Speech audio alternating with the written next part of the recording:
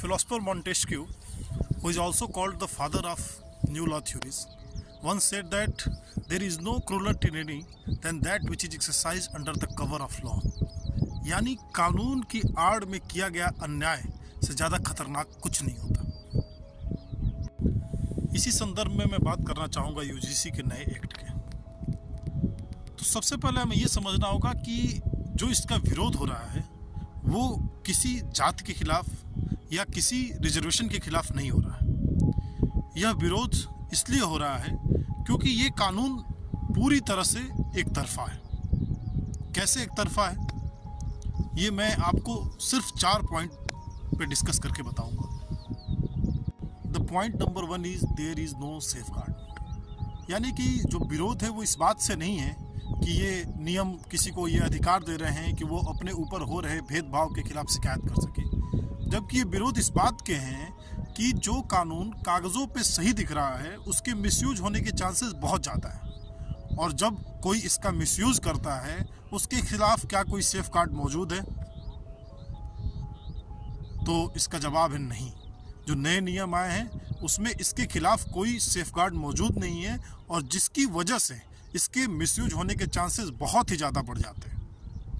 My second point is impact on the peer learning. अब peer learning क्या होती है?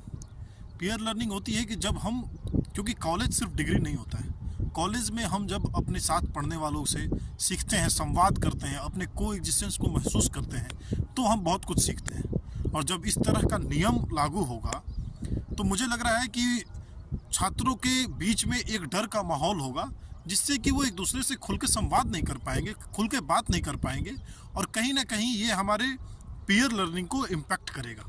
तो ये मेरा दूसरा पॉइंट है। My third point is equality means balance. और यहाँ पे मुझे जॉन रॉल्स, जो कि मॉडर्न पॉलिटिकल फिलोसफर है, उनकी एक बात याद आती है कि justice is the first virtue of any social institution. यानी किसी भी सामाजिक संस्था का जो सबसे ज़रूरी पहल होता है वो होता है न्याय।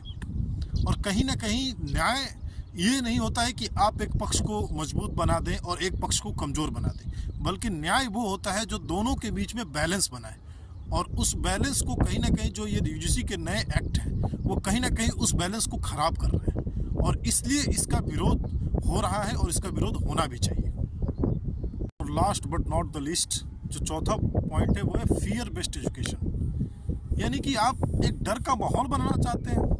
जो हमारी संस्था है उसमें अगर टीचर खुल के किसी को डांट नहीं सकता है, उसके अनुशासनहीनता पे बोल नहीं सकता है कि कहीं वो उसके खिलाफ उस एक्ट का दुरुपयोग ना कर दे, तो फिर आप कैसा एजुकेशन चाहते हैं? क्या डर के माहौल में पढ़ाई हो सकती है? क्या डर के माहौल में शिक्षा प्राप्त किया जा सकता है? ये सोचने वाली बात है। इसलिए एक समाज के रूप में हम सबको इकट्ठा होके इसका विरोध करना चाहिए, और सिर्फ जनरल को नहीं, पूरे समाज को से मैं अपील कर रहा हूँ। क्योंकि नवाज देवबंदी का एक शेर है कि जलते घर को देखने वाले फूस का छप्पर आपका है, पीछे तो एक तेज हवा है, आगे मुकद्दर आपका है, उसके कत्ल पे मैं भी चुप था, मेरा नंबर अब आया, मेरे कत्ल पे आप भी चुप है, अगला नंबर आपका है। तो हमें एक समाज के रूप में हो रहे हर अन्याय का विरोध करना चाहिए, चाहे वो अन्याय मेरे साथ हो रहा है या किसी और के साथ हो रहा है। और अगर आप मेरी इस बात से सहमत हैं और आप मेरी आवाज़ को और मजबूत बनाना चाहते हैं, तो आप इस वीडियो को कम से कम ज़्यादा से ज़्यादा लोगों को शेयर करें, ताकि हमारी बात उन लोगों के पास पहुँचे जो इस कानून को, जो इस एक्ट को, मैं बार बार कानून कह रहा हूँ, एक्चुअली में ये कानून नहीं, ये एक एक्ट है जो कि यूजीसी के द्वारा बनाया गया है, उस एक्ट को में संशोधन किया जा सके।